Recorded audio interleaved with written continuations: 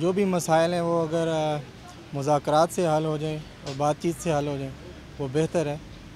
और तालिबान से अगर उन्होंने ये जेस्चर दिया है कि मुज़ाकरात करेंगे, मेरे ख़्याल से हमें पाकिस्तानियों को इस बात का वेलकम करना चाहिए और हमारी हुकूमत को भी चाहिए कि अफ़गान हुकूमत के साथ मुज़ाकरात से अगर कोई मसाइल हैं तो उनको हल करें और उनके साथ अच्छे ताल्लुकात कायम करें।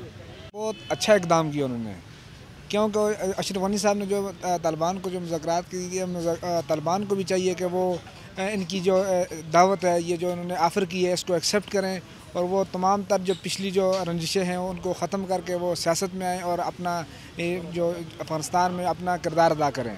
तो ये मैं यकीनी समझता हूँ, बल्कि ये पूरे अफ़गानिस्तान के लिए ये बहुत अच्छी खबर है।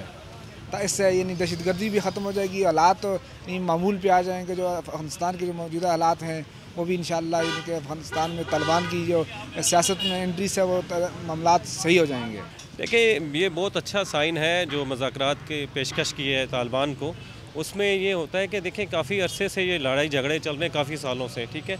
तो बेहतरी है कि आपस में जब ये अपनी डिस्कशन करेंगे तो एक अपने मुल्क के लिए बेहतर सोचेंगे और दुनिया में भी एक अच्छा नुमाया पोजीशन हो जाएगी अफ़गानिस्तान की, और ये झगड़े सारे फसाद ख़त्म होंगे और पाकिस्तान या सारी दुनिया जो अमन में हो जाएगी इस लिहाज से।